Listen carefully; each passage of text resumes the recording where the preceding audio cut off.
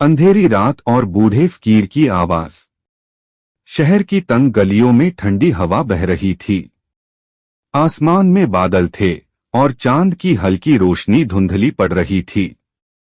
बाजार का शोर अब थम चुका था, लेकिन एक कोने में एक बूढ़ा फकीर अपनी लकड़ी की छड़ी पर झुका खड़ा था।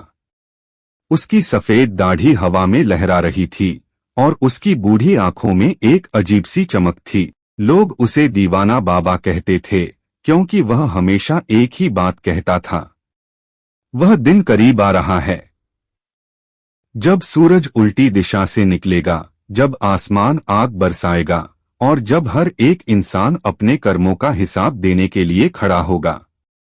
कुछ लोग उसकी बातों को हंसी में उड़ा देते, कुछ उसे पागल समझते, लेकिन कुछ ऐसे भी थे जो उसकी बातों पर सोचते। उस रात एक युवा लड़का अजहर बाजार से गुजर रहा था। वह बाबा की बातें सुनकर रुक गया। वह धीरे धीरे उनके पास आया और पूछा, बाबा, ये कयामत का दिन कब आएगा? बाबा ने उसकी आंखों में झांककर कहा, बेटा, इसका सही समय सिर्फ अल्लाह जानता है, लेकिन उसकी निशानियां जरूर बताई गई हैं। अगर तुम जानना चाहते हो तो सुनो। कयामत की छोटी निशानियां। बूढ़े बाबा ने गहरी सांस ली और बोले, कयामत की शुरुआत धीरे धीरे होगी। पहले छोटे संकेत दिखेंगे। लोग झूठ बोलना अपनी आदत बना लेंगे, अमानत में खयानत होगी और रिश्वतखोरी बढ़ जाएगी। अजहर चौंक गया, लेकिन बाबा, ये सब तो आज भी हो रहा है। बाबा ने सिर हिलाया, हाँ बेटा, यही तो कयामत की पहली दस्तक है। और क्या होगा बाबा? माँ बाप की इज्जत कम होने लगेगी। बच्चे अपने माता पिता से ऊंची आवाज में बात करेंगे, उन्हें बुरा भला कहेंगे। सच्चे लोगों की कदर नहीं होगी और झूठे लोग ऊंचे ओहदों पर बैठेंगे। अजहर सोच में पड़ गया। उसे अपने शहर का हाल याद आया। राजनेता भ्रष्ट थे, लोग लालच के पीछे भाग रहे थे और परिवारों में झगड़े आम हो गए थे। बड़ी निशानियां और दज्जाल का आना। कुछ दिन बाद अजहर फिर बाबा के पास गया। बाबा, फिर क्या होगा? बाबा ने उसकी पीठ पर हाथ रखा और बोले, बड़ी निशानियां तब शुरू होंगी जब इमाम महदी दुनिया में आएंगे।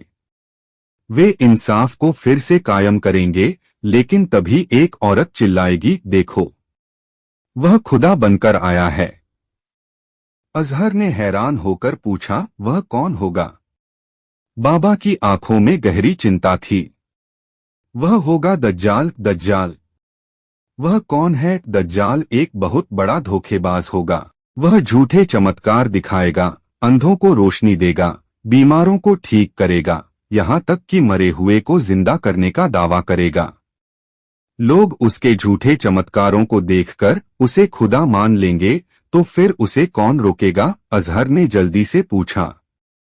बाबा की आंखों में चमक आ गई। उस समय ईसा अलैहिस्सलाम, यीशु मसीह फिर से धरती पर उतरेंगे। वह दज्जाल को मारेंगे और फिर दुनिया को सही रास्ते पर ले जाएंगे। याजूज माजूज और सूरज का उल्टा निकलना। अजहर ने राहत की सांस ली, तो फिर शांति हो जाएगी? बाबा ने सिर हिलाया, नहीं बेटे, असली तबाही उसके बाद आएगी। कैसी तबाही बाबा? याजूज और माजूज नाम की दो गुमराह कौमें पहाड़ों से निकलेंगी। वे इतनी ज्यादा होंगी कि इंसान उनकी भीड़ के आगे तिनके की तरह लगेंगे। वे हर चीज को निगल जाएंगी, खेत, जंगल, पानी के स्रोत, हर चीज खत्म हो जाएगी। अजहर ने घबराकर पूछा, क्या उन्हें कोई रोक पाएगा? नहीं बेटा, लेकिन अल्लाह उनकी तबाही खुद लाएगा। उनके खिलाफ कोई इंसानी ताकत कुछ नहीं कर पाएगी। फिर बाबा ने एक और निशानी बताई जिसने अजहर के होश उड़ा दिए। फिर सूरज पश्चिम से निकलेगा। क्या? लेकिन बाबा, सूरज तो हमेशा पूरब से निकलता है। बिल्कुल बेटा, लेकिन उस दिन जब सूरज उल्टी दिशा से निकलेगा, तो यह दुनिया के खत्म होने का सबसे बड़ा इशारा होगा। कयामत का दिन और हिसाब किताब। एक रात अजहर सोते सोते उठ बैठा। उसने सपना देखा। आसमान में एक तेज आवाज गूंज रही थी। एक बहुत बड़ी ध्वनि थी जिसे सुनकर हर इंसान डर से कांप रहा था। धरती हिल रही थी, पहाड़ पिघल रहे थे और समंदर उबल रहे थे। हर जगह चीख पुकार मची थी। अजहर बाबा के पास दौड़ा दौड़ा गया। बाबा, ये क्या था? बाबा ने उसकी आंखों में झांकते हुए कहा, बेटा, ये वह दिन है जब इसराफील अलैहिस्सलाम सूर फूंकेंगे। पहली बार जब सूर फूंका जाएगा तो हर इंसान मर जाएगा, और जब दूसरी बार फूंका जाएगा तो सबको दोबारा जिंदा किया जाएगा। फिर क्या होगा बाबा?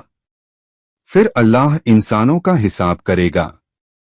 जिनके अच्छे कर्म ज्यादा होंगे वे जन्नत में जाएंगे, जहां अनगिनत नेमतें होंगी। लेकिन जिनके बुरे कर्म ज्यादा होंगे वे जहन्नम की आग में झोंक दिए जाएंगे। अजहर का दिल तेजी से धड़कने लगा।